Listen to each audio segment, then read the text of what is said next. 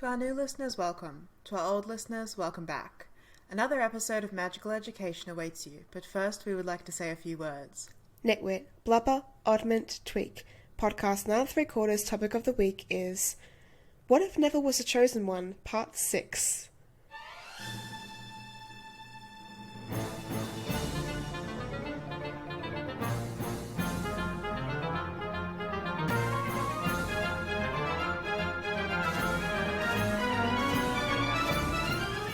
Hey the listeners, I'm Jem. And I'm Reeah, and we're doing Neville Longbottom and the Half-Blood Prince. Although we're going to have to change some things because the Half-Blood Prince is dead.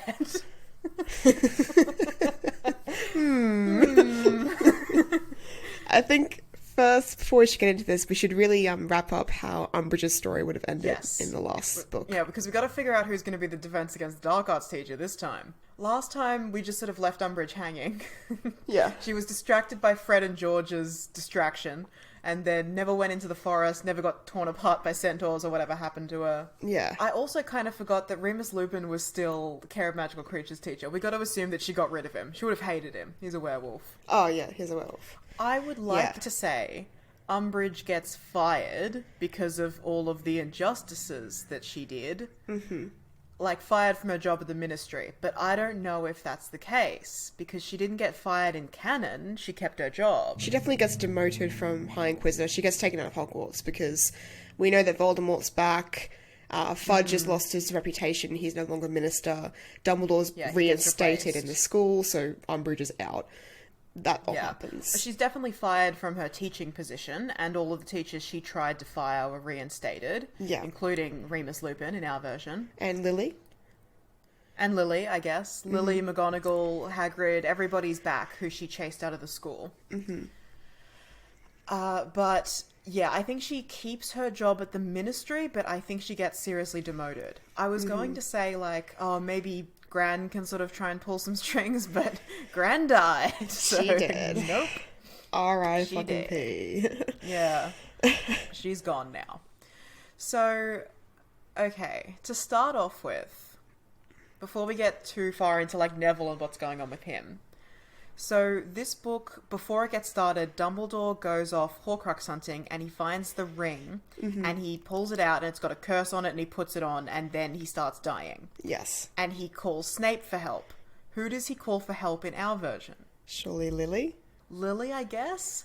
But Snape isn't helpful because he's the potions master. He's helpful because he knows a lot about dark magic. Okay. Well, what I'm saying is, does Dumbledore die at the beginning of this book? Maybe he calls James. James is a defense against the dark arts teacher, or at least he was, I guess. Maybe Dumbledore just goes straight to the Order of the Phoenix headquarters and Lily and James are the ones who are there. And by their powers combined, he is saved. Yeah. Yes. Okay, cool. Because I was a little bit like, is Dumbledore going to be dead in this book? Because that will be wild. Yeah, okay. I think with the combined knowledge of even Remus as well, James, Lily, and Remus, they're like, I think they'll be able to save him, and Lily will be able to create some kind of concoction and treatment for him to stall the spread of the poison. Okay. In that case, then, I think that it's going to be more well known amongst the Order of the Phoenix that Dumbledore is dying. Yeah. I don't think that's going to come as a shock to the adults in the room. Yeah. They won't tell the children, because why would you? Okay, yeah. Well, yeah, if at least 3 of them know it, then yeah. But they won't tell the kids. Yeah. Like, it's getting out. I think you could convince James and Lily to keep it from the children easily, but I don't think you could convince them to keep it from, like, Minerva and stuff. Like, they wouldn't. They would just tell her. Okay. So, that's an immediate change. Let's talk about Neville and what's going on with him. So I guess now he's living with great Uncle Algie. Yeah. He's mourning the death of his, basically the only parent he's ever known. His only real family. Like, he's got extended family, but his immediate family is gone now. He's alone. The country's at war. Voldemort's back. He's personally faced Voldemort several times now. Mm-hmm. He's in it. Yeah, he's going through it. How do you think he's feeling about his chances of defeating Voldemort? Do you think he's hopeless or secure or optimistic, pessimistic? What do you think? I think he's feeling maybe insecure. I mean, he's just lost his, like, family he's put his friends in danger so many times. Yes, he managed to get out and he's had it all explained to him by Dumbledore. I think the only thing that's really giving him that security is the knowledge that Dumbledore has his back and Dumbledore has the answers. Yeah, that's going to be a problem. Because our Neville isn't as reliant on Dumbledore as Book Harry. No. But he has just lost his gran. So now that's changed. So Dumbledore's kind of the biggest authority figure left in his life. Yeah. Okay. Doom and gloom. I definitely think he's also... Him and Great Uncle Algie, or whatever his name is, they're living at Order's headquarters, right? They're not living in a house somewhere. Hold on a sec. Is Great Uncle Algie the name of the uncle from Death at the Funeral and not Neville's uncle's name? Or... Well, I don't think it's Great Uncle Algie, but that's what you've been saying the entire time. Hold on. I never thought it was that. I thought it was Angie, maybe. I'm doing a quick Google. I just wasn't willing to make a thing out of it because you seemed very sure. I think it's the Death of the Funeral uncle I've been referring to the whole time.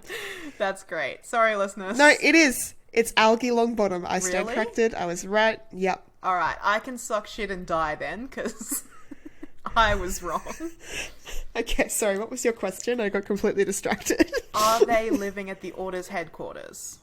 I think, yeah, probably to keep Neville as safe as absolutely possible because Gran, Yeah. we're assuming, was snatched from her original home. Yeah. So he's on like full-on security lockdown. Much like Yeah. Harry is in this book. Like he's pretty much... Like he goes back to the Dursleys briefly, but he's pretty much on lockdown the entire book. He's always got escorts and guards and shit everywhere he goes. Yeah, okay. Okay. So, some things we can sort of skip over because I imagine they're largely the same. Muggle Prime Minister gets a visit from Magical Prime Minister, whatever, it's the same. Yeah. Spinner's End, the unbreakable vow. What's gonna go on here? I feel like Draco still gets the mission to be like, you have to kill Dumbledore because Voldemort's punishing Lucius. That's fine. But there's no allies of the Death Eaters that are at Hogwarts. Yeah. So, That's actually good. We don't have any Death Eaters in the castle. yeah, no Death Eaters in the castle. So There's no one for Narcissa to go to and be like, protect my son, because Snape's dead. No, so she's just having a panic attack daily, I'm assuming. Yeah. She's just very scared and upset. And then that's a shame. They know that Draco is completely on his own. He has to sort of figure it out himself. Yeah. Okay. Okay, well, I think he's going to have a harder time. Yeah. I wonder Okay. if he will even get to the point that he got to. Yeah. So then it's about Dumbledore collecting Harry from the Dursleys and going to get Horace Slughorn. Let's talk about the teaching situation at Hogwarts. Yeah. So we need a new defense against a dark arts teacher. Yes. I was thinking, like, this is a cop-out, but let's move Lily Potter into that position, even though she's not qualified for it, because Dumbledore wants Horace Slughorn at the school so he can get his delicious memories. Yeah, that, or it could be Lily retires and James step up as DADA. He's had 3 years to recover, learn wandless magic, non-verbal magic. He might be ready to step up into a position like that again. Yeah, he might have some variation on magical sign language, which allows him to easily communicate with a class full of students now. Yeah, and if Dumbledore is asking him personally to do it, like, I need you to do this because I need Slughorn here at the school for reasons, then he might be more amenable to it. And then Lily can get committed to, I don't know, taking care of Dumbledore as necessary and doing order stuff. Yeah, I was thinking, like, Lily, probably the only reason that she hasn't already retired to, like, spend more time with her remaining family is that, like, Dumbledore wants her to still be on the staff. Like, because otherwise I feel like she could have easily gone back to being a full-time Order member, like, as soon as Harry died. She has no real reason to be at the school anymore. It might be that she's not retiring, but the story that they're telling Slughorn is that, like, oh, poor Lily Potter needs a break. She's lost her son. She's had a rough time. And even though she came back last year, she really wasn't coping with it. Yeah. And she needs some time. And, you know, like, Slughorn's got a bit of a soft spot for Lily. Yeah. So, my one concern is the curse on the DADA position. Does that let James come back and do it again? I don't think you get to just Right. keep going, because otherwise, if that was the case, you could have had like 2 or 3 teachers who just basically traded off turns at teaching this job. Right, I forgot about the curse thing and how it's like people believe it's actually a thing. Well, this is a world where curses are real. Yeah, see, The position is cursed. I didn't think it was actually a thing, because it's not like Voldemort cast a spell. Like, it's just... I think he did. I think he cast a literal curse on it. I don't think so. I think Dumbledore just implies that, like, because Voldemort got turned down for the position, there's this idea that the position is cursed, because we haven't been able to keep a DIDA teacher since. Nah, that's too much of a coincidence. Every single year something happens to the DADA professor, and then as soon as Voldemort dies, it stops? Nah, it was a curse. We don't know it's every single year, because before Harry shows up... It is. Are you telling me that they had a different DADA teacher every single year? From, like, 1980 something to 1991 or whatever? Yeah. Yeah, absolutely. That's what I'm saying. Does Dumbledore say that, or does he say that it's been hard to keep one? Like, implying that there's been one there for, like, 1 or 2 years, 4 years over this way, like, you know what I mean? I think he explicitly says it. Okay. But also, like, there's already rumours flying that the position's cursed, like, straight away, as soon as the series opens. Alright, well, Anyway. if we can't get James, then I guess the other option is Lupin. Yeah, I was going to say. And then Either Hagrid... Lupin or another member of the Order of the Phoenix. There There are other members. Lupin steps in as DADA, and Hagrid steps up as Care of Magical Creatures. Care of Magical Creatures. That makes sense. But that doesn't matter, because no one's taking his class. Mm-hmm. Lily retires to do Order of the Phoenix stuff full time. And also tending to Dumbledore occasionally. Also, yeah, preparing potions to keep him alive. And Horace Slughorn steps back into his role. Yeah. Assuming it's just going to be temporary, but actually he's going to be there for a couple of years. Mm-hmm. Okay. Yes. Because I was going to say, does Dumbledore take Neville to go and, like, seduce Horace back into his position? Of course he yes, does. obviously Yeah. he does. Because he wants to dangle the boy who lived in front of him. Yeah. Yeah, same as in canon. Are we arguing that Slughorn had this connection to Neville's mother or something, or Neville's father? I don't think so. No, it's never implied. Yeah. There would be no reason to assume that. If anything, I think that Horace has a connection to Lily, because she's the precious potions girl. I'm trying to remember, in the books, is Neville invited to Slug Club meetings because of his family or anything like that? No. I don't No. think so. Okay, never mind. Okay.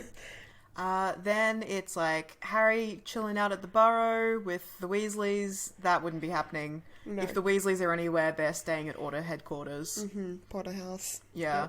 Then they go to Diagon Alley, and there's the very suspicious conversation with Draco Malfoy. They follow him to Borgin and Burke's. Do you think they do that in this version? Neville's not obsessed with Malfoy like Harry is. No. I don't think so, maybe. No. I don't know. Do you think Neville, Ron, or Hermione sees, like, Harry freak out... No, sorry, not Harry. Draco freak out over someone almost touching his arm and, like, make the leap to, he's a Death Eater now, we should look into this, or not? I don't think so. No. I think that was very Harry. Yeah, that was classic Harry. This is, like, such a minor thing, but it's just... I've been reminded of it, because classic Harry. I'm sad now that we didn't push harder on the Ginny Harry romance. Like, if we'd left Cho out of it, we could have had this really devastated Ginny. Because we killed her boyfriend, but oh well. The past is the past. Yeah. Okay, then it's the Slug Club on the way to Hogwarts and the Hogwarts Express. Neville's obviously getting invited to that. Hermione's obviously getting invited. Is Ron? I mean, he's not in the original. Has he done much different to distinguish himself? I mean, he's been in the paper. Because we established that. He's been in the paper. doing the same sort of stuff every year that he does in the regular books, but maybe being in the paper might push him over the edge. The only big difference is that he helped with the Chamber of Secrets. That was several years ago. And also, he's just not from a well-connected family. Neither's Hermione, but she's like the brightest witch of her age. So yeah, maybe Ron isn't invited. Yeah. Which is unfortunate. Poor Ron. Then I don't think... Well, Neville doesn't have an invisibility cloak, so I don't think he puts on his invisibility cloak and stalks Malfoy. No. So I think everything is just sort of normal with them. For the most part, yeah. Yeah. We find out about the teachers. That's already happened. Then Harry finds the Half-Blood Prince textbook. Okay. Well, there's no reason why Neville wouldn't be taking potions, but there is He also... definitely would be, because Dumbledore wants him to be. So there's no reason why he wouldn't have his own book. Yeah. So he would not find this book. It's just not going to be a plot point, because why would it be? Also, I feel like at some point Lily cleared out all the potions textbooks and was like, this one belonged to Snape, in the bin. Yeah, incinerate. Yeah, like decades ago she got rid of it. So this is absolutely not a subplot in this book. So this one's actually called Neville Longbottom and the Time Dumbledore Dies. Neville Longbottom and the year everyone started dating each other. Let's see what happened. The learning about Horcruxes time. So now it's time for Neville's private lessons with Dumbledore, where he starts being taught about Horcruxes and memories and all that sort of shit. Yeah. I don't see this going differently than how it does in canon. No, I don't really see it going differently either. No. I think, like, Neville's excited and interested to learn this new information, but that's about it. Like, I don't think he takes it very differently to how Harry did. No. Then there's a whole subplot about the Gryffindor Quidditch team and Harry trying to manage that, and like Ron being on the team and McLaggen and stuff. This is once again not a thing. Not a thing. Because it can't be. Then it's Katie Bell touching the cursed necklace on the Hogsmeade trip. Okay. We're breezing through this book. A lot of it's going to be the same or non-applicable. Right, okay. Does Neville have any reason to suspect Malfoy did it? I don't think so. Like, they've probably noticed that Malfoy isn't hassling them like he normally does. And he's not making a fucking nuisance of himself as he has been for the past 5 years. They probably noticed that Malfoy was there at the Three Broomsticks. Maybe he was lingering near the girls' bathroom. Is that something that Hermione said or something, or no? I don't think so. No. Because, like, what he actually did was he got Crabbe or Goyle to go into the girls' bathroom and leave it there, right? Yeah. Yeah, or Madame Rosmerta or something like that. That was it. He had Madame Rosmerta under the Imperious Curse. Right. And she gave the necklace to Katie. Right. So yeah, Harry had no suspicion. Like, Harry didn't see Malfoy do anything. He just was like, Malfoy did it. He saw the necklace and he's like, that's a necklace that was for sale at Borgin and Burke's. Yeah. Maybe Malfoy bought it. And it turns out he was right. But Neville doesn't have any of that information. Neville's never stepped foot inside Borgin and Burke's before. No. Doesn't care to, doesn't know the store exists. Yeah. Okay. Oh, this is going to be problems. So I think they're like, yeah. Well, that was an upsetting thing to witness. Yeah. It's frightening that, like, no one and nowhere is safe. People are just getting cursed shit happening to them all the time. Mm-hmm. We're at war here. I don't think they have any reason to be like, that was an assassination attempt on Dumbledore. No. They're just like, that was a weird, violent incident. Do they think maybe it was an attempt on Neville? No, because if she was like, I have to give this necklace to Neville, she would have just turned around and handed it over. Yeah, exactly. She was taking it up to the castle. Yeah. So and that's what her friend said. Like, they probably suspect something's going on, but, you know, if there's a war, like, they would just be like, it was something. Well, if they're putting two and two together and being like, if she was told that she had to take it up to the castle, then who in the castle would someone want dead? Yeah. And the first answer I would think of would be Dumbledore. Yeah. If it's not Neville, it's Dumbledore. Those are our two highest targets in there. And we know it's not Neville, so... Yeah. Okay, so maybe they're starting to think like somebody attempted to kill Dumbledore with a cursed necklace, but I don't know if they have all the clues yet, which is fine. It's one clue. Okay, so he's learned... It's another lesson with Dumbledore now. He's already learned about, like, Voldemort's parents. Now he's seeing Voldemort as a young child in the orphanage. Right. I think that strikes a chord with Neville. He's like, orphans, you're in common. Yeah. It doesn't strike as much of a chord as it did with Harry, because obviously Harry grew up as an orphan in a neglectful home. Yeah. Neville didn't have that. Yeah. But I think he can relate. Do you think that Neville sees a lot of himself in Voldemort? Because Harry does. Like, he sees that they are connected and they have all this stuff in common. That's a good question. Do you think that Neville has that same sort of vibe? No, I think Neville looks at Voldemort and he sees the person who killed his parents. He sees a boy that, yes, has gone through a lot, and he has gone through a lot too, but I think because he had that distinct support network and that knowledge of who he was and his place in the wizarding world from such a young, distinct age, I think that he has an inherent disconnect from Voldemort. And even though he can connect the dots and understand with Dumbledore why Voldemort does what he does and how he covets things and how he thinks, I think he can't relate. Like, he can't be like, yeah, I know how Voldemort would react to this and I understand him. Yeah. Yeah. Like, there's that moment in book 7 or something where it's like, Hogwarts, the home of the Lost Boys, me, Voldemort, and Snape. Like, I don't think Neville would ever think along those lines. No. His home's with his family. Yeah. What's left of it.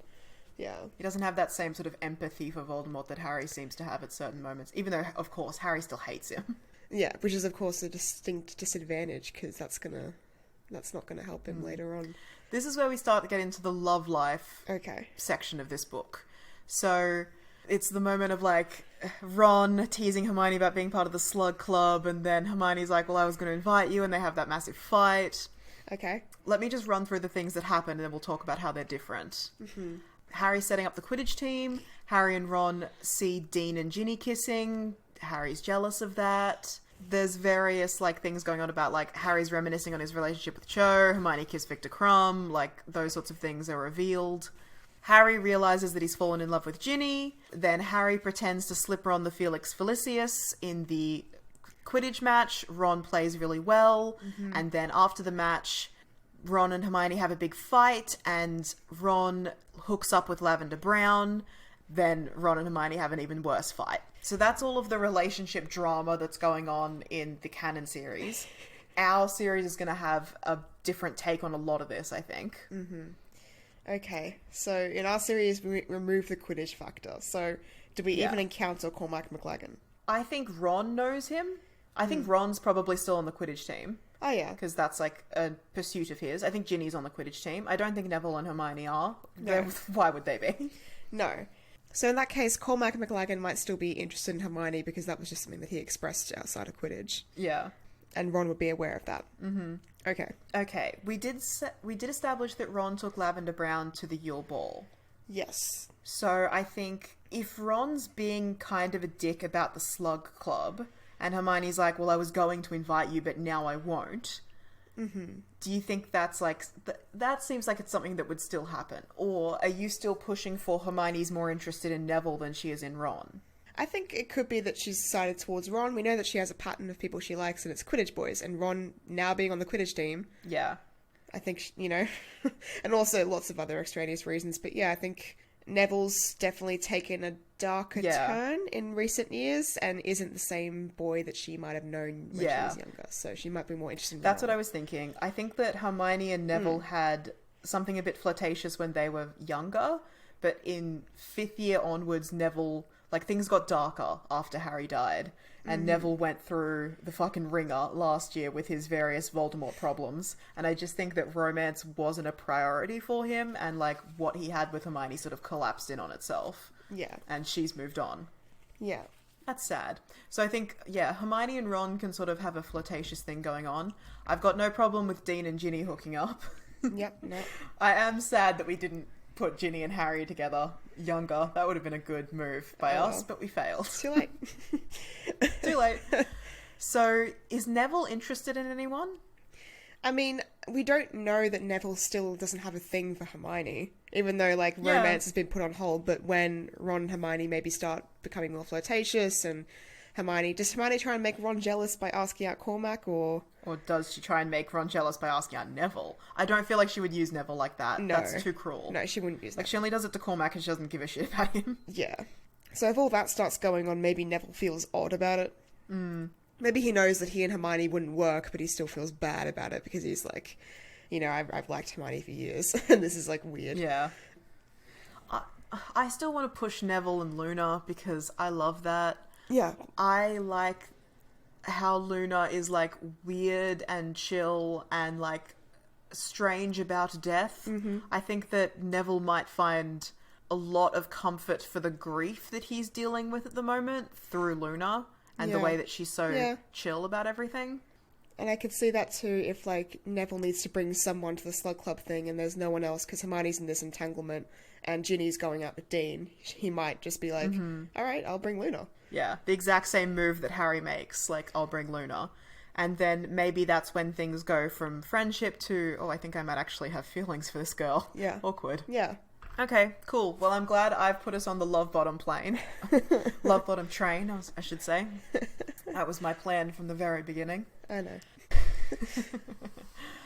Okay. Oh god, that's right. A bunch of girls are trying to love potion Harry.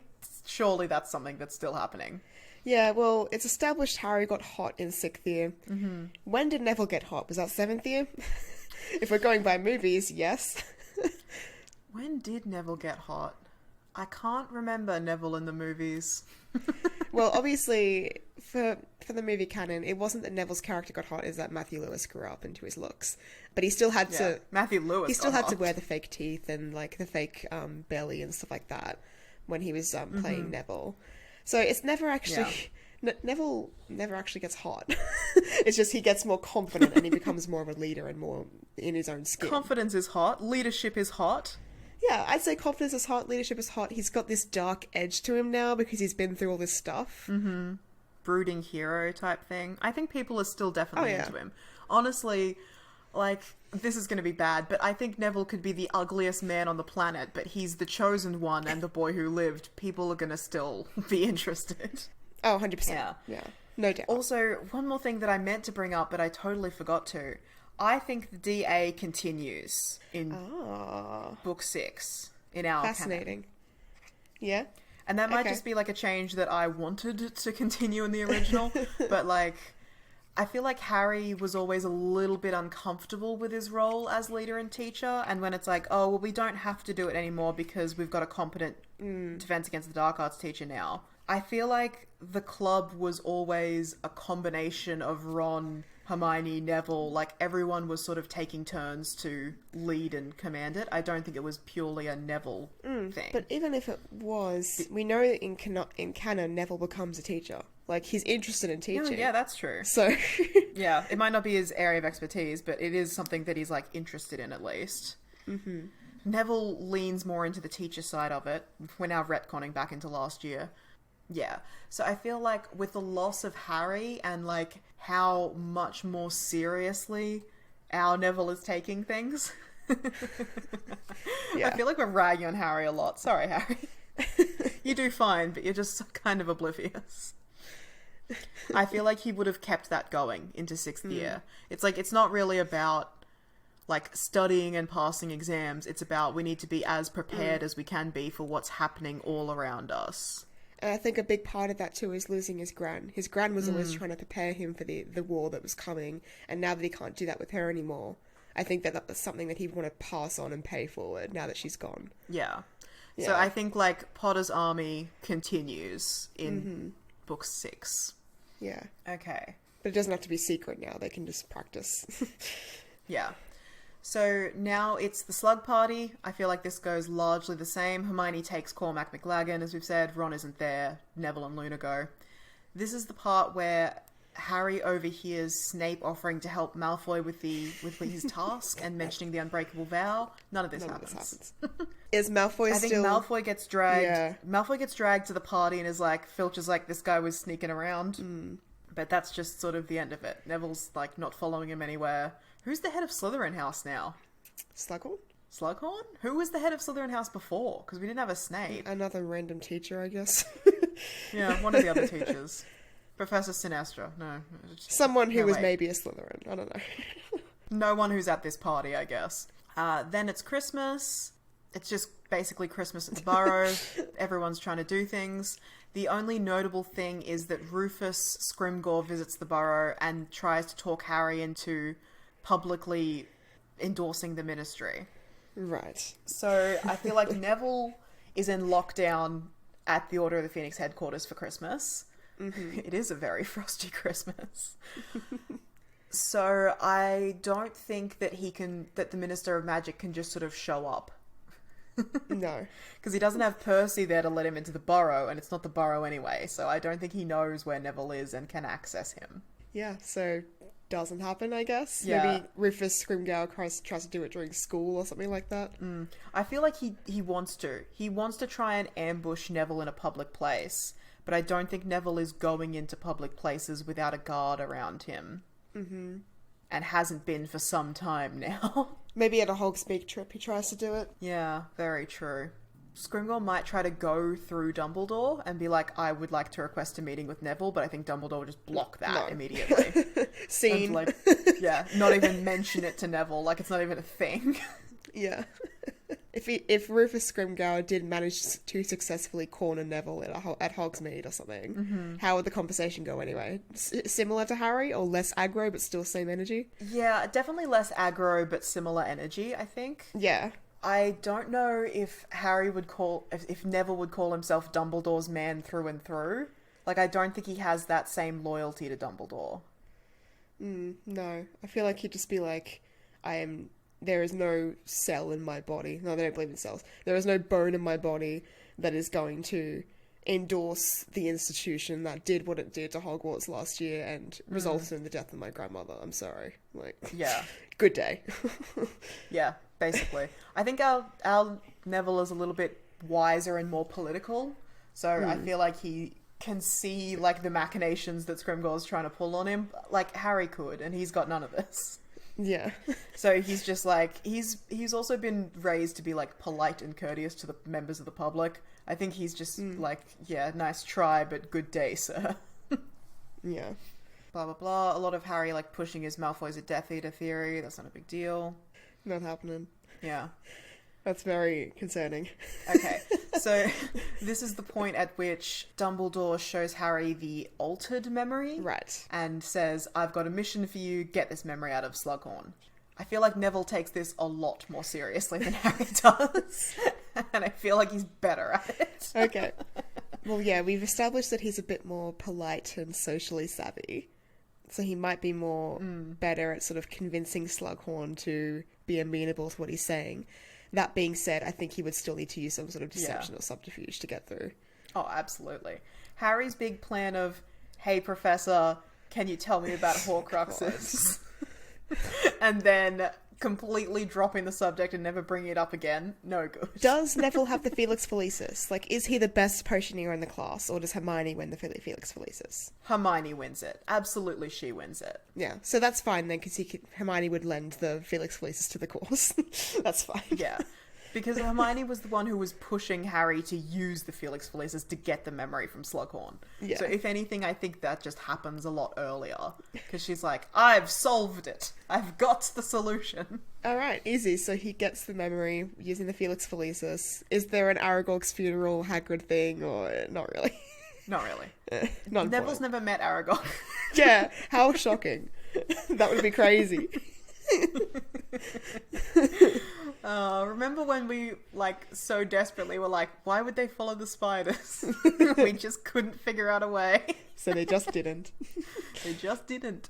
Yeah, so Hagrid's probably still having a sad time, but mourning his friend, but he just doesn't get the students involved. Like, whenever I think of Hagrid in this universe, it's like in A Harry Potter Senior Year, where Hagrid, like, is just talking about how lonely he is and how the kids don't come to visit anymore. Like, that's Hagrid in this universe. He has no friends. He has no friends. He has friends that are adults, presumably. Oh. I think he and Lupin have probably gotten pretty close. Oh, yeah. They share a brandy. Yeah, Lupin's still the Care of Magical Creatures teacher, and I think Hagrid helps out with those classes. Well, now Lupin's DADA teacher, so Hagrid's taken on that responsibility full time of Care of Magical Creatures, so yeah. A shame that everyone's dropped that class. Oh, no. Okay. Apparition lessons are happening. I don't know if Neville's any good at that. No, I mean, we've established he's better at occlumency than Harry, and occlumency has a lot of focusing and stuff like that, which is important for apparition. He could be okay. Yeah. He maybe masters it a little bit faster than Harry did, but, like, Harry still learns how to do it anyway, so it's not a big deal. Yeah, not a big deal. Whatever, they'll just learn it. So then it's Ron's birthday. He gets poisoned with love potion and has to be taken to Slughorn and saved from poisoned with real poison. Does Ron die? Yeah, that's a good question. So Ron consumes the love potion that was supposed to be for Neville. Yeah. Neville's like, golden opportunity. I take him to Slughorn. Has Neville gotten the memory out of Slughorn yet, or not? I mean, he might have. He might have already done it. If he'd used the Felix Felicis, yeah, he might have done it. If he's already gotten the memory, I don't know if he takes Ron to Slughorn. I think maybe he takes Ron either straight to the hospital wing or to Lily Potter. No, Lily Potter's not there. Never mind. He takes Ron straight to the hospital wing. And then surely Madame Pomfrey is like, I don't have the antidote to a love potion. You have to take him to the potions master. Really? Why wouldn't she have antidotes to love potions? Well, we don't. Well, first of all, we don't know what an antidote is to a love potion. We've established before it may be a hate potion, and then surely that wouldn't be something that Madame Pomfrey just has on hand. Okay, whatever. Yeah. So maybe Ron ends up at Slughorn's office, and then Slughorn like pulls out this wine. Is like, I meant to give this to Dumbledore for Christmas, but it's your birthday, young man. Have a glass of wine. Slughorn absolutely panics and can't cure Ron. Oh my god, I'm sweating. Harry has the strength of, like, the presence of mind to grab the Bezoar, which is there because of he was pulling shenanigans in potions class. But only because Neville wouldn't have done that. He knows about the Bezoar because of the Half-Blood Prince. Yeah. So the only reason the Bezoar is there is because of the whole thing that happened in the class where he handed in a Bezoar instead of doing the actual assignment. Neville would have attempted the assignment. Yeah. He wouldn't have handed in a Bezoar and tried to get through it on luck alone. Oh no. Guess who's dead? I feel like Ron dies. I feel like he dies. Is Neville like, do something to Slughorn, and he actually sort of snaps to? Because I feel like Harry shouts do something at Slughorn and he just doesn't. He's just frozen. He doesn't. He's in too much because shock. like Harry pulls open basically Slughorn's like potions chest looking for like every cupboard, anti-poison or whatever, and finds the Bezoar. Yeah. Oh my god, are we gonna lose Ron? I really I think there's no way. I think we lose Ron. Oh my god, this is brutal. My god. I'm so upset. Oh no. Oh, it's such a small fucking change to not have that Bezoar there. Yep. Because the Half-Blood Prince does save Ron's life if Harry hadn't have found that book. And that's essential, so the fact that Neville doesn't have that either. Oof. Ron dies. Yeah. Fuck. And Madame Pomfrey, you bitch. If you just helped him. Oh, God. Jesus Christ. So, Ron dies. Holy shit. Oh my god. Oh my god. What happened? This just got so fucking grim so fast. So now Neville feels like he's responsible for the death of two of his friends. Hermione is distraught. How's Hermione doing? She's distraught. She's distraught. Lavender's distraught because they would have still been together when this was happening. Yeah. Oh my god, Hermione never got to say anything about how she felt. No, she and Ron weren't speaking to each other because Ron's hooked up with Lavender. Oh my. Oh, holy no. fuck. Oh my. Reeah. Oh my god. Jem! The Horcrux hunt. It's gonna be Neville and Hermione alone. Unless Ginny goes with them or some shit. Oh my god. Okay. Oh no. Okay. Okay. Holy fuck. Ron is Alright. dead. Maybe we could... No. Like, we've got to be true to the narrative. I could come up with ways to save Ron, but it's not fair to be like, let's just change everything so that he gets saved at the last minute somehow. No, he dead. He's dead. Holy fuck. Alright. So when that happens, I feel like Neville and Hermione, obviously distraught, devastated, but also they are like, let's fucking solve the mystery of what's going on with the poisoned wine and the cursed necklace. Yeah, poison necklace. Yeah. They are on to that now. And that's all they care about. I feel like they don't even care about their exams. Like, that's all they care about. Yeah. Like, Hermione's still going to do her exams, but like, yeah, losing Ron, especially after losing Harry a few years earlier, like, Jesus Christ. Okay. Eesh. How's Alright. Ginny deal with that? Because she would have blown up at Ron quite recently about the dating thing, if that had all gone out the same too. The Weasleys are absolutely traumatized. Oh my god. The Weasleys are devastated. Holy fuck. Okay. Wow.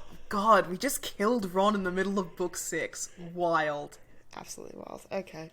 Okay, let me fucking look at the plot synopsis. What happens next? Ron Holy- reconciles with Hermione and Ginny. No. No. Oh no. All traumatized. All absolutely traumatized. Do you think, like... Oh my god. I think Ginny, if she is in grief, her family's been torn apart, and she sees that, like, Hermione and Neville are going through the same thing, but she can also see this edge to them and this purpose to them. I feel like she's going to be like, I want in. Whatever you guys are doing, I want in. Yeah, that makes sense to me. Yeah, I feel like if Neville and Hermione are committing themselves to, like, we're going to figure out what the fuck's going on, why Ron died, Yeah. Ginny's going to want to get in on that as well. Yeah. So that's happening. So we're not, like, transplanting Ginny into the trio, but I feel like Ginny really steps up to the plate after Ron's gone. Jesus, yeah. I'm still shaking. Okay. Okay. Yeah.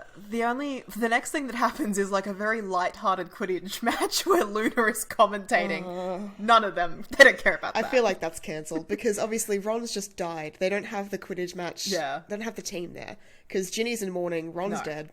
Ginny would, like, take a period of time off of school. She would go to be with her family for a while. Yeah. She wouldn't just continue on with classes. There's or no way anything. that Quidditch match is happening. It's just not happening. Yeah, because that Quidditch match doesn't happen. Blah, blah, blah. In the real story, Harry hasn't gotten the memory from Slughorn yet. Oh wait. Sorry, we didn't consider Yeah? something. How is Draco feeling about this? I feel like he's more guilty.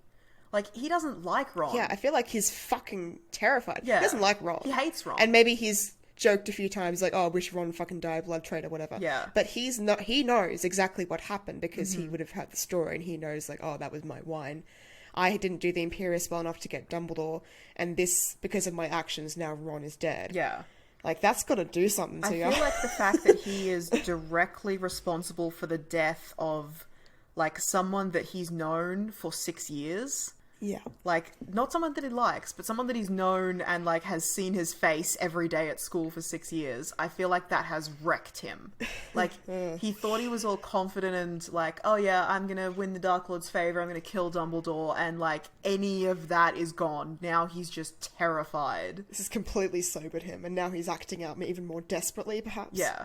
Now all he can think about is, like, not any idea of, like, glory or promise or anything. It's all desperation. It's all fear. Like, he's basically where he was at the end of book 6, but even worse. Yeesh. Okay. And he doesn't have Snape to fall back on. Oh.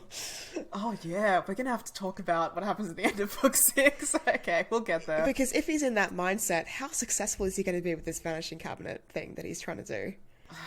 He's just going to have to keep working at it till he gets it. He doesn't have a Yeah. choice. Yep. It's his only plan. Unless he tries to kill Dumbledore. Yeah, we'll see. Because at the moment we don't have anyone to do that. Yeah, that's true. So, yeah, we'll talk about that scene when we get to it. We can't skip around. So, Harry's going to see the memory of Hepzibah Smith, blah, blah, blah. Yeah, then we find out the post for Defense Against Dark Arts was cursed by Riddle. There we go. It is canon. Okay. Never mind. Yeah. Blah, blah, blah. I feel like at this point... So Neville's going to see this Hepzibah Smith memory, but he also at this point has the Slughorn memory. Yeah. He got it out of him with Felix Felicis. Yep. So we know what Horcruxes are at this point, right? Mm-hmm. Like, is Dumbledore still like, let's piece out this mystery one bit at a time? Or is he like, let's watch the Horcrux memory now, let's save it till the end so it makes sense? Mm-hmm. Like, what's Dumbledore doing? I feel like he's... Let's watch it now, and then when they watch the Hepzibah one, they can be like, oh wow, so that cup, that goblet is a Horcrux. And they're piecing things together, like, with the answer already there. In canon, like, the next thing they do basically is get the memory and then watch it. So I guess it just happens faster. There's no reason for him to not show it. Okay. Mm-hmm. Yeah, this is the point at which Harry figures out that Malfoy's in the Room of Requirement and starts spending all of his time trying to get in there. Okay. Does Neville, Hermione, and Ginny have enough information to connect Malfoy to what's been going on? Well, they're not able to connect Malfoy to the necklace or to the Three Broomsticks attack. They might be able to connect Malfoy to Slughorn because he tried to crash the Christmas party. Yeah. So that could have been the opportune time to sneak in a bottle of wine as a gift. Mm-hmm. Also, they will have seen Malfoy effectively falling apart in the wake of Yes. Ron's death. Like, that's fucking suspicious. And also Neville knows that Lucius Malfoy is a Death Eater who was present at the graveyard. Yeah. So I feel like Ginny, maybe Neville took the Marauders map, but Ginny has it now. Mm-hmm. And, like, they, as a team, start, like, searching it and looking for things that are weird. Looking for intruders, first of all. Yeah. But maybe somebody notices that Malfoy seems to disappear all the time. yeah, okay. Okay. So I feel like they're on to Malfoy at this stage. But also, Neville's just found out about the Horcruxes. Mm-hmm. So he's not going to forget about Ron and, like, what's going on there. But I feel like he's also like, well, now I've got a big mission to think about as well. Oh god, sorry, I'm still just reeling. Okay. Yeah. It's wild that Ron's dead. Okay. Oh my god. Then it's the whole, like, this is in canon where Harry gets the memory from Slughorn because of the Aragog's funeral and blah, blah, blah. Then we have the reveal of what the Horcruxes are. We've already done this. This is the moment where Harry confronts Draco and does the Sectum Sempra thing. I feel like this could pretty much work out. Oh, hang on. A recovered Katie Bell returns to the school. Harry asks who gives her the necklace. She says someone improvised her in the girls' bathroom at Rosmerta's pub in Hogsmeade. So I feel like that might be the final clue that they need to go after Malfoy somehow. Yeah. They connect it to him. And yeah, so that's when Neville and Malfoy have their duel. It could even not be Neville and Malfoy. It could legitimately be Ginny. I could see that happening. It's like Neville comes back to the trio, the new trio, and is like, hey guys, so Katie Bell just explained to me what happened. She must have been imperious in the girls' bathroom. Ginny is like, it's Malfoy, I'm convinced, and then she goes off and fucking goes to find Malfoy. Yeah.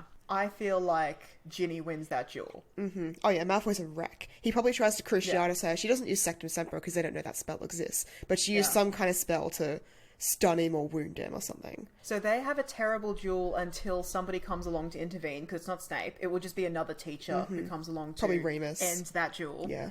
Malfoy's going to end up in the hospital wing because Ginny's Wrecks him. like, she's like, you killed my brother, maybe. Yeah. I don't think Ginny gets expelled, but Ginny's going to get disciplined because of that. Yeah. Maybe they're like, you know, you need to step out of school for a while. You're clearly not over it. Yeah. So Malfoy's in the hospital wing. Okay, we're kind of getting into the end game here. Now, all that's left is Harry overhears Professor Trelawney making weird, vague comments, and then Dumbledore's like, I've found the location of the next Horcrux. Harry's like, okay, shit, we gotta go get it. He tells everybody else to be on alert because he thinks something's gonna happen at the school. Turns out he's right. And Harry and Dumbledore go off to get the Horcrux. So, Okay. things that are gonna be different. I don't think... Look, if Neville sees Professor Trelawney walking around drunk out of her mind talking to herself, I feel like he's probably going to check in with her. Yeah, he's not just going to listen in like a weirdo. He's probably going to talk to her. Yeah. And also, like, the last time he interacted with her in a big way, she made the weird prophecy about Snape and Voldemort returning and all that sort of stuff. Like, he's still in classes with her, I think, unless he's dropped those classes by now, as he probably should have. But, like, I feel like her words still have weight for him. Yeah. He gets an ominous warning. Then Dumbledore's like, I found a Horcrux. Neville gives instructions to his friends to be like, be on alert while Dumbledore's out of the castle. He'd just give instructions to all of Potter's army. Yeah, because they'd all still be there. So Potter's army are out, like, patrolling the halls at the same time as members of the Order of the Phoenix are. Yeah. Okay. Malfoy has fixed the cabinet at this point, right? So he's going to try and do his plan. I mean, I suppose we can argue maybe he's fixed the cabinet, or maybe he hasn't been able to do it and he's coming up with a desperate other plan to just kill Dumbledore 1v1. Malfoy's not courageous. He's not going to 1v1 Dumbledore. No. He wants the backup of the Death Eaters. No. He would have devoted all of his panic energy into fixing the cabinet so someone else can do it. So, yeah. So, Neville and Dumbledore go to the cave, try and get the locket out. I feel like this goes pretty much exactly the same as it does in canon. Would Neville try and get the water out of the fucking lake, or would he use Argumente? Harry tries to use Argumente, but it doesn't work. Put it in his mouth. Directly into his mouth. I don't know if Neville thrives under pressure. No, yeah. He might do the same thing. That's fine. Yeah, I think he probably does the same thing. Do you think he remembers fire, or do you think he panics when a bunch of corpses are coming at him? I think he panics when a bunch of corpses are coming at him. I would. Yeah. He's still a kid. Like, Yeah. Comes with you slack. can't make him too OP. He's lost 2 of his friends. Yeah, he just lost Ron. Oh, so upset. Okay. They return. Yeah, pretty much goes the same as it did. Dark mark over the castle. Dumbledore's like, we gotta fly up there, blah, blah, blah. He lands. Madame Rosmerta is like, oh yeah, that's been there for hours. Yeah. Like, something's happened. She's been imperious. Yeah. Draco confronts Dumbledore at the top of the tower. Neville doesn't have an invisibility cloak, so maybe Dumbledore's just like, disillusionment charm, whatever. Still petrifies him and leaves him there. It's wild that Dumbledore does that to Harry. Yep, I reckon he does that. No hesitation. So now here's when things are going to change. No Snape. Draco still disarms Dumbledore, so he's still the master of the Elder Wand. Oh god, I fucking forgot about the Elder Wand, to be honest. Jesus Christ, that's going to be a problem for the next book. Oh man. So I don't think Malfoy has the stomach to kill Dumbledore. I don't think anything's changed there. If anything, he's got even less stomach for it after getting a taste of killing Ron. Taste. So Bellatrix does it, is what you're saying? Bellatrix does it. Yep. 100%. Bellatrix does it.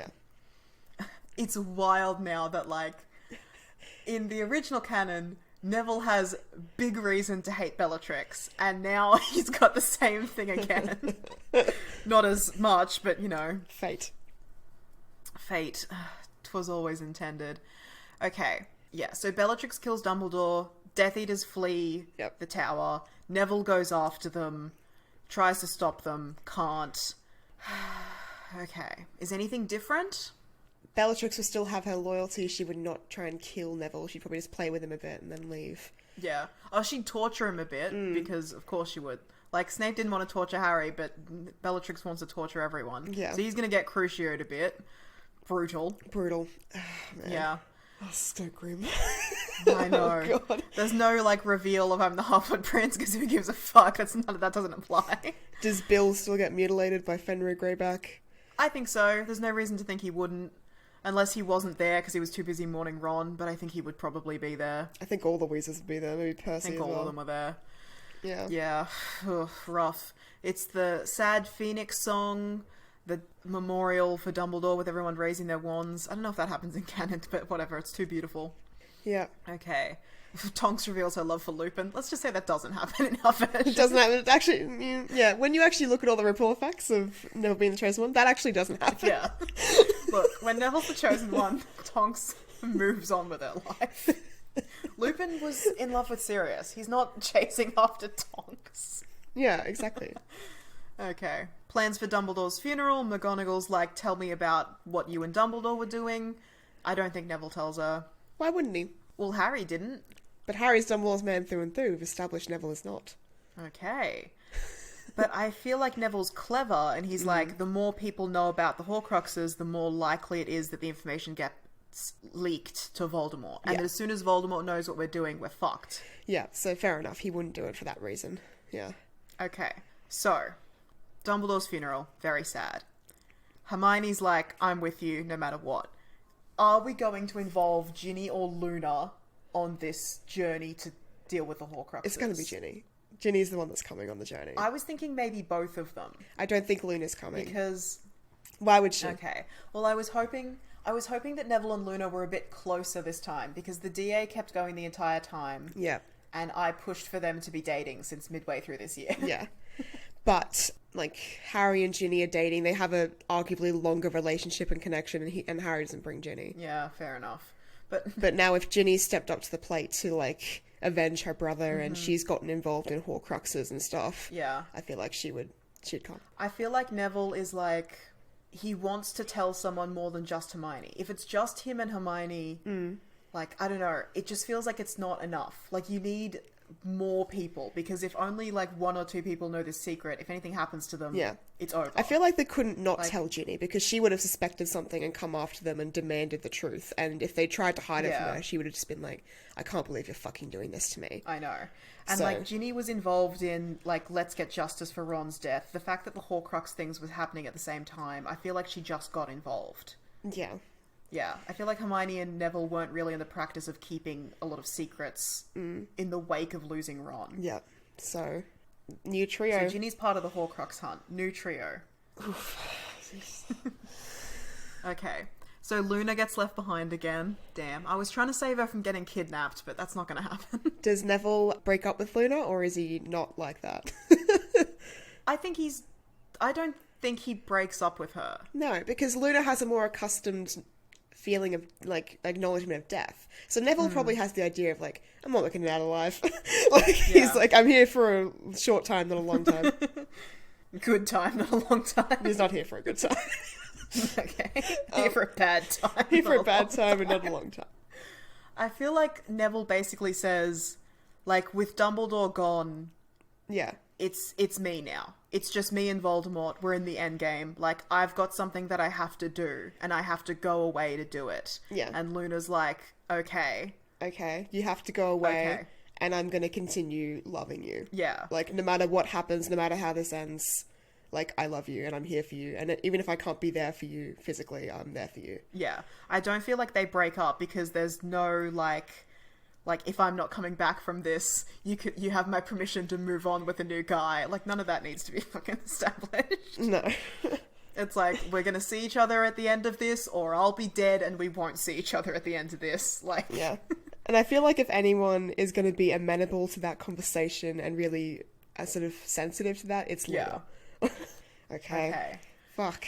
That one was wild. I was really thinking we were gonna breeze through book 6 and it would be mostly non-applicable or like stuff that we just changed, because it's like the same, but whatever. It's Neville instead of Harry. Ron dying. That really shook shit up. Forgot about the Beazle. Okay. So let's check back in with Neville and Hermione. Both of them deeply desperate, deeply committed to this path that they are on, and like what they have to do to defeat Voldemort. Yep. Feeling optimistic, pessimistic? What are you thinking? I think pessimistic more than optimistic. Like a grudging acceptance of this is what we have to do. This is the only choice we have. But I don't think that they're very hopeful. Yeah. They lost Ron and Dumbledore in quick succession. I think Ginny's just full of rage. Yeah. Ginny's full of rage. Hermione's like, has to put aside her feelings and commit herself to the mission. Because that's all there is left. Yeah.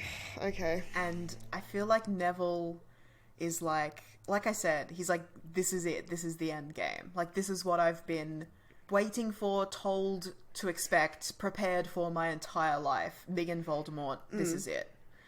But he's like, I've got like a to-do list. I've got goals. I've got a structure and a plan for how I'm going to do this. And I feel like he feels a certain calmness in that. Yeah, I guess. But there's also like, where do we go from here? Where do we start? I have no idea. Can he do this? Yeah, can he do this? I guess we'll find out. I feel like we're going to run into a very big problem, which is the fucking locket. Oh yeah, also the RAB, like, he's never going to figure that out. Never. How can he? He doesn't have any of the clues you would need. He's not close to Sirius. Okay, we'll find out next week. We'll find out next time. Next time. And in our final installment of What If Neville Was the Chosen One, this is it. Is Neville going to succeed or is Voldemort going to succeed? I'm so worried it's going to be Voldemort. I feel like it's going to be the same, but we're hedging our bets now. We'll see what happens. Yeah. I have been Jem, and fuck, R.I.P. Ron. Jesus. I've been Reeah, pour one out for the redhead. Thanks for listening. If you want to support us or get in touch, the links to our social media and Patreon are in the show notes. Please feel free to send us so many messages that we go mad and run away to a hut on a rock in the middle of the sea just to avoid them. You'll hear from us again in 2 weeks' time.